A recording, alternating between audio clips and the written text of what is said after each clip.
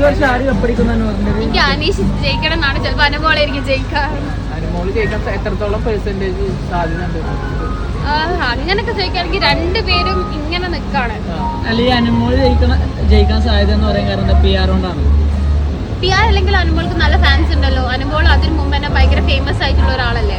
എനിക്ക് തോന്നുന്നു ഏറ്റവും കൂടുതൽ ഫോളോവേഴ്സ് ഒന്ന് അനുമോക്ക് ജിസേലിനാണ്.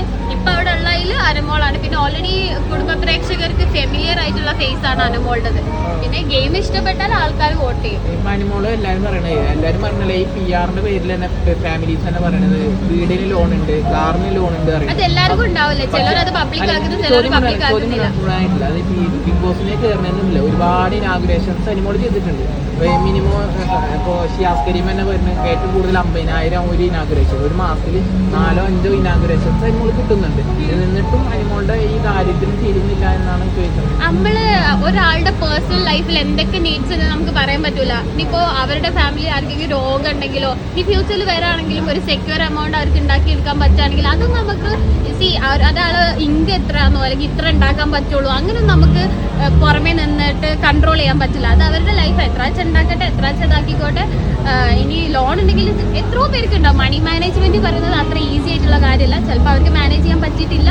അതുകൊണ്ട് അവര് ഇപ്പം ലോണും കാര്യങ്ങളൊക്കെ ഉണ്ടാവും. അതവർ പബ്ലിക്കായി പറഞ്ഞു.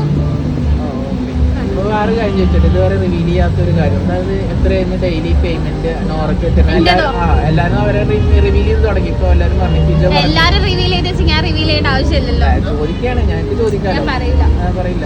ഒരു 25+30 ഇല്ല, അത്രയൊന്നുമില്ല. അപ്പൊ 20+30 ഇല്ല ഞാൻ പറയൂല. വേറെ കാര്യം അങ്ങനെ കൂട്ടാണ് അങ്ങനെ കൂട്ടി. നിങ്ങളൊക്കെ എന്നെ അറിയാതെ ത്രൂ ബിഗ് ബോസ് അല്ല, അതിന് മുമ്പ് ആർക്കും അറിയില്ലല്ലോ. നിങ്ങൾക്ക് എത്ര ഏതൊരു എമൗണ്ട് നിങ്ങൾ വിചാരിച്ചോ?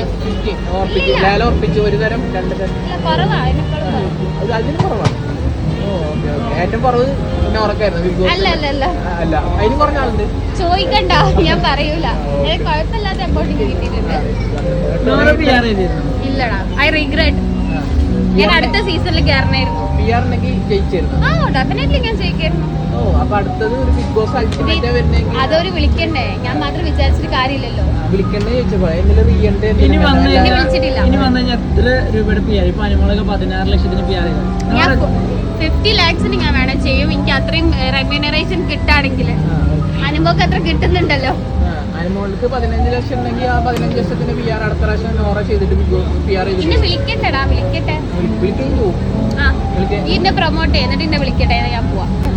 അക്ബറിന്റെ പോസിബിലിറ്റി എത്ര ഉണ്ട്? അക്ബർ ജയിക്കുന്നുള്ളതിന് കുറവാണ്. അക്ബറിന് തീരെ സാധ്യതയില്ല. ഷാനവാസിന്റെ ഗെയിം ഒക്കെ ഭയങ്കര ലോ ആയിരുന്നു. അപ്പൊ നെവിന്റെ ഗെയിം ഒക്കെ എങ്ങനെയാണ്? നെവിൻ ഒന്നും ലൈക്ക് അവൻ ഭയങ്കര ആക്റ്റീവ് പേഴ്സൺ ആയിട്ട് ഡേ 1 മുതൽ എൻഡ് വരെ നെവിൻ ഇങ്ങനെ ആക്റ്റീവ്. എല്ലാ സ്ഥലത്തും അവന്റെ എന്തെങ്കിലും ഒരു അംശം ഉണ്ടാവും. പക്ഷെ എല്ലാരും പറയുന്നത് നെവിനാണ് ഏറ്റവും കൂടുതൽ അവിടെ കണ്ടന്റ് ഉണ്ടാക്കുന്നത്. കണ്ടന്റ് എല്ലാരും ഉണ്ടാക്കുന്നുണ്ട്. അനീഷ്, അനുമോള്, അക്ബർ, ഷാനവാസ്, നെവിൻ. അങ്ങനെ ആവട്ടെ അല്ലേ? എന്തായാലും പ്രഡിക്ഷൻസ് തെറ്റാവാനാണ് ചാൻസ് കൂടുതൽ. എന്നാലും അങ്ങനെ ആഗ്രഹിക്കുന്നു. Okay, thank you. Thank you. Thank you so much.